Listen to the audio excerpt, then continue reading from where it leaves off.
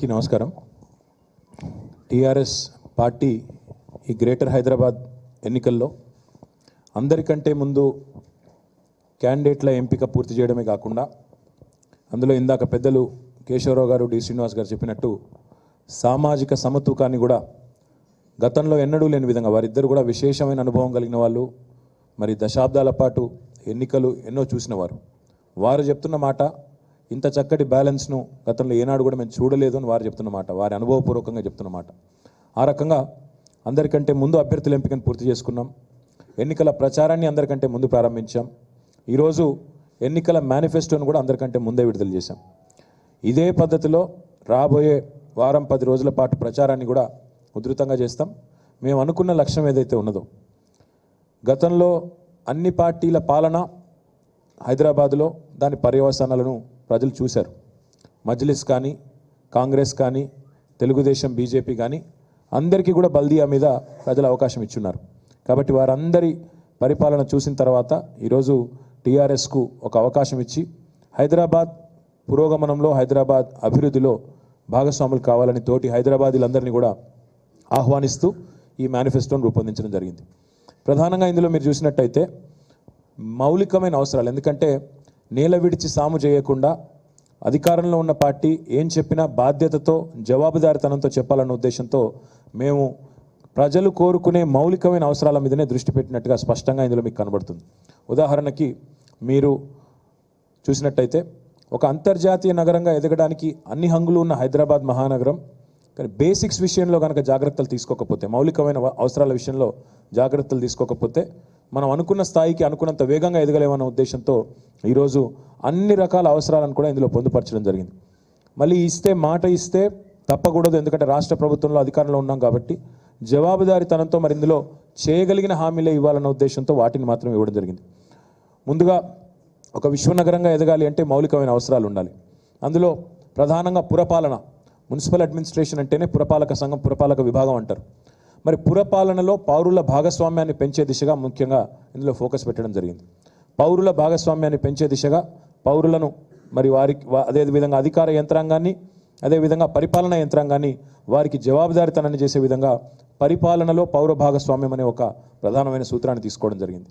దాంతో పాటుగా ప్రజల అభిప్రాయాలను ప్రతిబింబించే విధంగా చట్టాలు రూపొందించాలనేది ఒక కొత్త ఆలోచన విధానం. ఎందుకంటే అల్టిమేట్గా ప్రజలు, సామాన్యులు ముఖ్యంగా అవినీతి అనేది లేకుండా సామాన్యుడికి కనుక మనం సర్వీసెస్ అందించగలిగితే, సేవలు అందించగలిగితే డెఫినెట్గా విజయవంతం అవుతామన్న ఉద్దేశంతో చట్టాలను అవసరమైతే ప్రజల ఆకాంక్షకు అనుగుణంగా మార్చాలి. ఉదాహరణకి ఇప్పటికే ఆ దిశగా కొంత ప్రయాణం ప్రారంభించాం.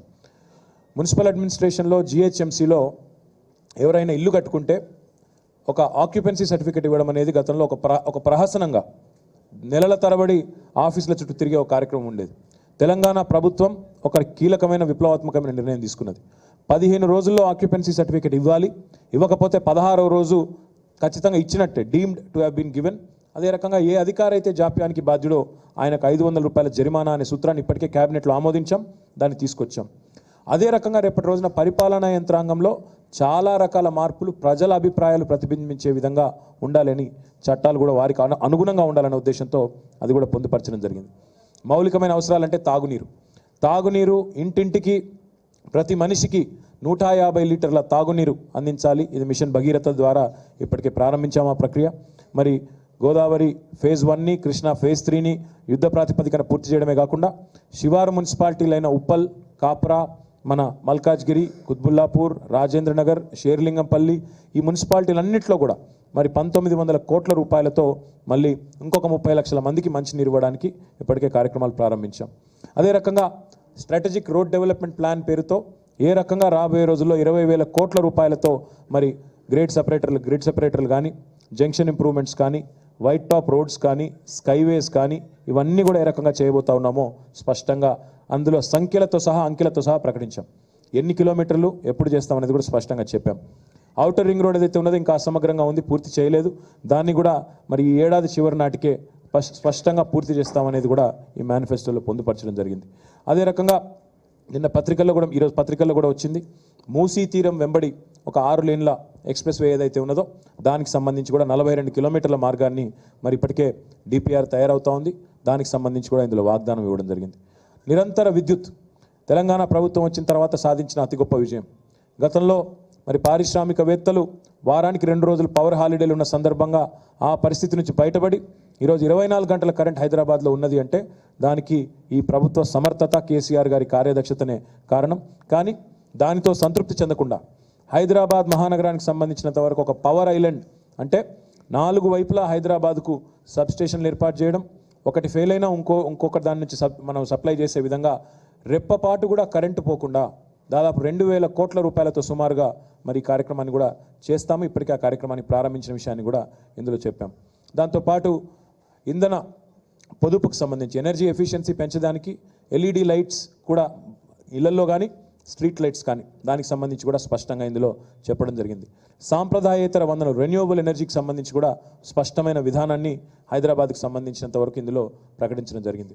అదేవిధంగా స్వచ్ఛ భారత్ అనే కార్యక్రమం కేవలం నినాదానికే పరిమితమైన స్వచ్ఛ హైదరాబాద్ అనే కార్యక్రమంతో వేస్ట్ ట్రీట్మెంట్ కానీ, ట్రాన్స్పోర్టేషన్ కానీ, అదే రకంగా డిస్పోజల్ కానీ, సెగ్రిగేషన్ కానీ దానికి సంబంధించిన స్పష్టమైన విధానాన్ని ప్రకటించడంతో పాటుగా భవిష్యత్తులో మురుగునీటి వ్యవస్థను కూడా అంటే మనకున్న ఇప్పుడు సివరేజ్ సిస్టమ్ ఏదైతే ఉందో చాలా పురాతనమైన సివరేజ్ సిస్టమ్ ఉన్నది, దాన్ని ఆధునీకరించడానికి కూడా ఏం చేయబోతా ఉన్నామో ఇందులో స్పష్టంగా చెప్పాం. ప్రజా రవాణాను మెరుగుపరచడం, పబ్లిక్ ట్రాన్స్పోర్ట్ని మెరుగుపరిచే దిశగా హైదరాబాద్లో మెట్రో రైలే కానీ సకాలంలో పూర్తి చేయడం, 2వ దశ ఏ రకంగా తీసుకెళ్తాం, అదే రకంగా ఎంఎంటీఎస్ 2వ దశ ఎట్లా చేస్తాం, ఆర్టీసీలో కూడా కొత్తగా మరి ఆధునికమైన బస్సుల కొనుగోలు, అందులో కూడా మహిళా భద్రతకు సంబంధించి ఏ రకమైన కార్యక్రమాలు తీసుకుంటాం అనేది కూడా స్పష్టంగా చెప్పాం. దాంతోపాటు ఒకనాడు సిటీ ఆఫ్ లేక్స్గా ఉన్న హైదరాబాద్ ఈరోజు ఏ రకంగా మరి సాంప్రదాయ వనరులు, నగరంలో నీటి వనరులను కోల్పోయింది, వాటిని ఏ రకంగా పరిరక్షిస్తామో కూడా స్పష్టంగా ఇందులో ప్రకటించాం. మా చిత్తశుద్ధిని ఇందులో 3 విషయాల ద్వారా మీరు గమనించవచ్చు. హుస్సేన్ సాగర్ ప్రక్షాళనకు సంబంధించి రాష్ట్ర బడ్జెట్లోనే 100 కోట్ల రూపాయలు ప్రవేశపెట్టిన మొట్టమొదటి ప్రభుత్వం మా ప్రభుత్వం. పెట్టడమే కాకుండా ఇప్పుడు ఆ కార్యక్రమాన్ని దాదాపుగా హుస్సేన్ సాగర్ని ప్రక్షాళన చేసే కార్యక్రమాన్ని దాదాపుగా మరి ఒక కొలిక్కి వచ్చింది. దాంతో పాటుగా హైదరాబాద్ నగరానికి ప్రధానమైన నీటి వనరులుగా ఉన్న హిమాయత్ సాగర్ కానీ, ఉస్మాన్ సాగర్ కానీ వాటిని సుందరీకరించాలని, వాటి చుట్టూ జాగింగ్ ట్రాక్స్ ఏర్పాటు చేయడం, అక్కడ లేక్ పోలీస్ స్టేషన్స్ ఏర్పాటు చేయడం, ఎంక్రోచ్మెంట్స్ అరికట్టడం, వాటి చుట్టూ జాగింగ్ ట్రాక్స్, సైక్లింగ్ ట్రాక్స్, ఆహ్లాదకరమైన వాతావరణాన్ని అక్కడ డెవలప్ చేయాలనే ఒక సంకల్పాన్ని కూడా ఇందులో ప్రకటించాం.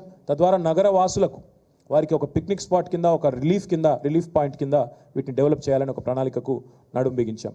మూసీ పునరుద్ధరణ సుందరీకరణలో భాగంగా ఇప్పటికే ఒక 42 కిలోమీటర్ల ఎక్స్ప్రెస్ వేను నిర్మించడం ద్వారా అటు పాత నగరానికి, ఇటు కొత్త నగరానికి అనుసంధానంగా ఒక మంచి మార్గాన్ని నిర్మించడంతో పాటుగా దాదాపుగా వేలాది ఎకరాల భూమి, గతంలో ఆక్రమణ గురైన భూమి ఏదైతే ఉందో మూసీ తీరంలో, దానిని అద్భుతమైన రివర్ ఫ్రంట్ పిక్నిక్ స్పాట్స్గా తయారు చేయడానికి ఒక బృహత్తరమైన కార్యక్రమాన్ని, అందులో ముఖ్యంగా పిల్లలకు ఆట స్థలాలు కానీ, కొన్ని వాకింగ్ ట్రాక్స్ కానీ, మూసీ తీరం వెంబడి మూసీని కూడా సుందరీకరించే పనిలో భాగంగా అక్కడ ఎస్టీపీలు నిర్మాణం చేయడం కానీ వాటి గురించి కూడా ఇందులో ప్రస్తావించడం జరిగింది. నగరంలో పౌరులకు ఫ్లోటింగ్ పాపులేషన్ కోసం వారికి కూడా పౌర సదుపాయాలు విస్తరించాలనే ఒక సంకల్పాన్ని ఇందులో ప్రకటించాం. బయో టాయిలెట్లు ఇప్పటికే ఒక 400 టాయిలెట్లు మరి వివిధ ప్రాంతాల్లో ఇప్పటికే నెలకొల్పింది జీహెచ్ఎంసీ. ఇంకా ఒక 700 పాయింట్లలో అంటే దాదాపు 1100 పాయింట్లు ఏర్పాటు చేయబోతా ఉన్నాం. నగర వ్యాప్తంగా ఉచిత వైఫై సదుపాయాన్ని కూడా ఇది ఇదివరకే అనుకున్నాం, కొంత ఆలస్యమైంది, బట్ తప్పకుండా అది కూడా పూర్తి చేస్తాం. కొత్తగా మార్కెట్లు, మోడల్ మార్కెట్లు దాదాపు ఇప్పటికే 130 కోట్లతో 200 ఆదర్శ మార్కెట్లు నిర్మించాలనే సంకల్పాన్ని కూడా ఇందులో వ్యక్తీకరించాం. దాంతోపాటుగా పిల్లలకు ఆడుకోవడానికి ఆధునికమైన స్పోర్ట్స్ కాంప్లెక్స్లు కానీ, క్రీడా సౌకర్యాలు కానీ ప్రతి నియోజకవర్గంలో ఉండే విధంగా ఎక్కడ మనకు అవకాశం ఉంటే అక్కడ అల్టిమేట్గా భవిష్యత్తులో ఒలింపిక్స్ భారతదేశానికి వచ్చే నాటికి ఆ ఒలింపిక్స్కి హైదరాబాదే వేదిక కావాలనే సంకల్పంతో మనం స్పోర్ట్స్ ఇన్ఫ్రాస్ట్రక్చర్ గురించి కూడా ఇందులో ప్రత్యేకంగా ప్రస్తావించాం.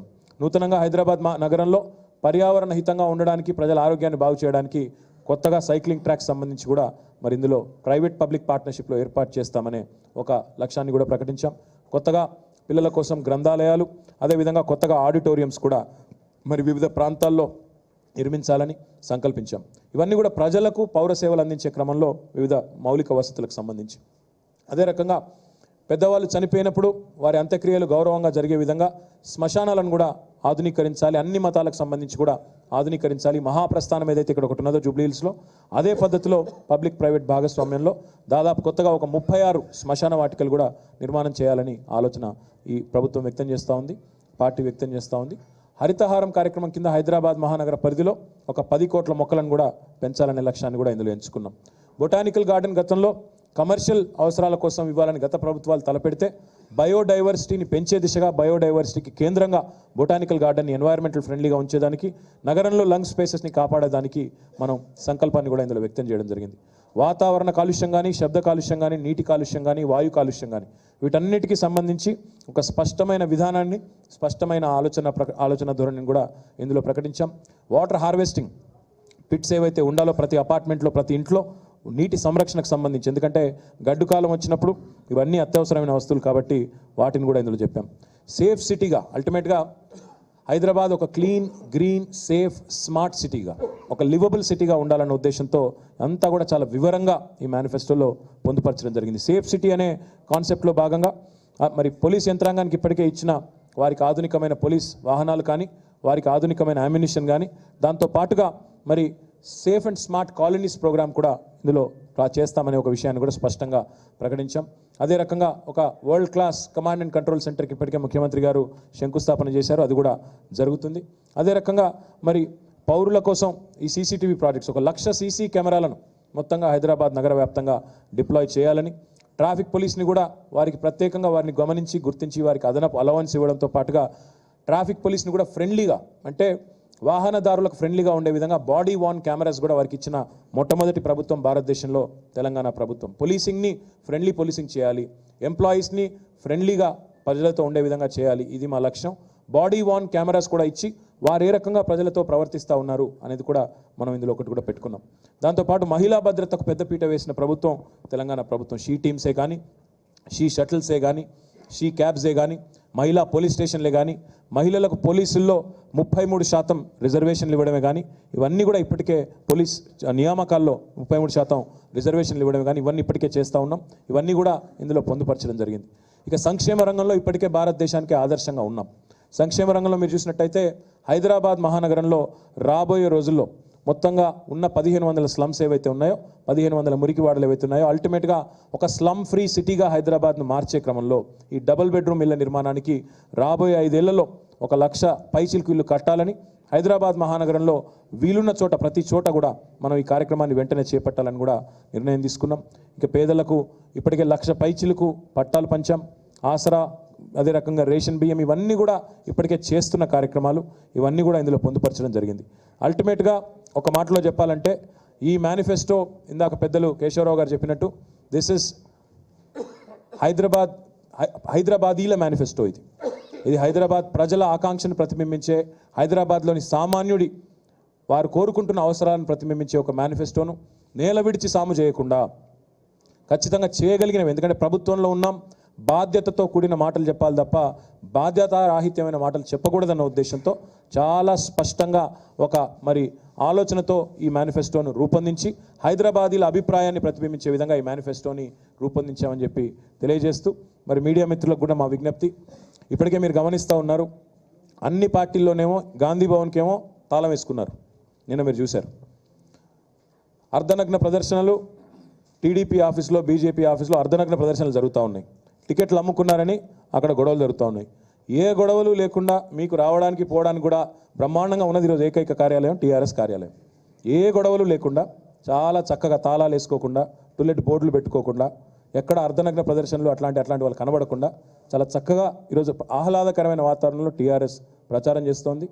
మరి ఈ క్రమంలో గౌరవ ముఖ్యమంత్రి గారి బహిరంగ సభ కూడా మరి 30 తారీఖు నాడు నిర్వహించాలని నిర్ణయించడం జరిగింది.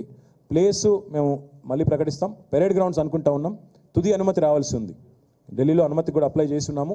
తుది అనుమతి సోమవారం వస్తుందనే సమాచారం మాకుంది, రక్షణ మంత్రి గారు అందుబాటులో లేకపోవడం వల్ల. కానీ ఒకవేళ అనుమతి వచ్చినట్టయితే మండే నాడు మీకు ప్రకటిస్తాం పెరేడ్ గ్రౌండ్స్ అని, లేని పక్షంలో ఇంకో చోట. కానీ 30 తారీఖు నాడు ముఖ్యమంత్రి గారి బహిరంగ సభ ఉంటుంది.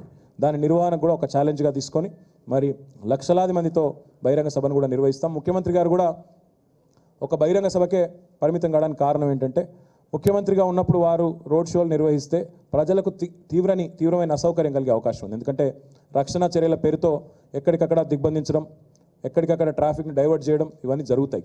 కాబట్టి ముఖ్యమంత్రి గారి స్థాయిలో ఆ ప్రచారం నిర్వహిస్తే డెఫినెట్గా ప్రజలకు అసౌకర్యం కలుగుతున్న ఉద్దేశంతోనే మనం ఆ రకంగా కాకుండా ఒకే చోట ముఖ్యమంత్రి గారి సందేశం మొత్తం హైదరాబాదీలందరికీ చేరే విధంగా పెద్ద ఎత్తున ఈ బహిరంగ సభను ప్లాన్ చేస్తూ ఉన్నాం. మరి ఈరోజు ఇప్పటికే ప్రచారంలో ముందున్నాం. మేనిఫెస్టో విడుదలలో ముందున్నాం, అభ్యర్థుల ఎంపికలో ముందున్నాం, ఎన్నికల తర్వాత ఫలితాల్లో కూడా అగ్రభాగాన ఉంటాం. మా మిత్రులు కొంతమంది నేను చెప్పిన మాటను పలవలు చిలువలుగా చేసి రకరకాలుగా మాట్లాడుతూ ఉన్నారు. నేను స్పష్టంగా చెప్పాను, మీట్ ద ప్రెస్లో మీరు అడిగినాడు. గ్రేటర్ పీఠంపై టీఆర్ఎస్ అభ్యర్థి మేయర్గా కూర్చోకపోతే, నేను చెప్పింది అది, గ్రేటర్ పీఠంపై టీఆర్ఎస్ అభ్యర్థి మేయర్గా కూర్చోకపోతే నైతిక బాధ్యత వహిస్తూ నేను రాజీనామా చేస్తాను. మీరు చేస్తారా ఉత్తమ్ కుమార్ రెడ్డి గారు, మీరు చేస్తారా కిషన్ రెడ్డి గారు అని అడిగా. వాళ్ళేమో, నేను సవాల్ విసిరిన వాళ్ళేమో వాళ్ళు మాట్లాడతలేరు. మధ్యలో వేరే వాళ్ళు లేచి, నేను ఒక ఆయన షబ్బీర్ అని మాట్లాడతాడు, 100 సీట్లు గెలిస్తే నేను రాజీనామా చేస్తా, రాజకీయ సన్యాసం తీసుకుంటా. నేనేమంటా ఉన్నా అంటే, మీరు చెప్తున్నది ఏంది? 100 సీట్లు టీఆర్ఎస్ గెలవదు కానీ మేయర్ అయితే వచ్చింది, ఖచ్చితంగా టీఆర్ఎస్ గెలిచిందని ఒప్పుకుంటున్నట్టుగా లెక్క. ఇలా షబ్బీర్ అలీ చెప్తున్నాడు, అయిపోయింది మీరు గెలిచిండ్రు కానీ 100 సీట్లు రావాలని ఆయన బాధ. నేనేమంటున్నా, షబ్బీర్ అలీ ముచ్చట కూడా తీర్చే ప్రయత్నం చేస్తాం. ఒకవేళ 100 సీట్లు గెలిస్తే ఆయన రాజకీయ సన్యాసం తీసుకుంటాన్నాడు కదా, ప్రజలను కోరుతా ఉన్నాం, వీళ్ళకి రిటైర్మెంట్ ప్రకటించండి, ఓ పని అయిపోతుంది. షబ్బీర్ అలీ గారికి బాగా కోరికున్నది రిటైర్ కావాలని, ఆ రిటైర్మెంట్ ఏదో ఆ ప్రకటించే బాధ్యత హైదరాబాద్లో తీసుకోండి, వీరిని ఇంటికి పంపండి, బ్రహ్మాండంగా మంచి పనులు చేసుకునేదానికి అవకాశం ఉంటుంది. మేము ఎంత పాజిటివ్గా మేము పోతుంటే ఈ పనికి మళ్ళీ మాటలు పెట్టి మమ్మల్ని అందులోకి లాగి, మేము స్పష్టంగా చెప్పాం, గ్రేటర్ పీఠంపై టీఆర్ఎస్ అభ్యర్థి మేయర్గా కూర్చోకపోతే నేను రాజీనామా చేస్తా అని చెప్పిన. మరి మీకు సత్తా ఉంటే కాంగ్రెస్ నాయకులకు, బీజేపీ నాయకులకు, తెలుగుదేశం నాయకులకు సవాల్ని స్వీకరించండి. మీ అభ్యర్థి మేయర్ కాకపోతే మీరు రాజీనామా చేస్తారా? మీ పార్టీలో ఉమ్మడి అభ్యర్థి, టీడీపీ బీజేపీ ఉమ్మడి అభ్యర్థి కానీ కాంగ్రెస్ అభ్యర్థి కానీ మేయర్ పీఠం మీద మీరు కూర్చోకపోతే మీరు రాజీనామా చేస్తారా అని స్ట్రైట్గా అడుగుతున్నా.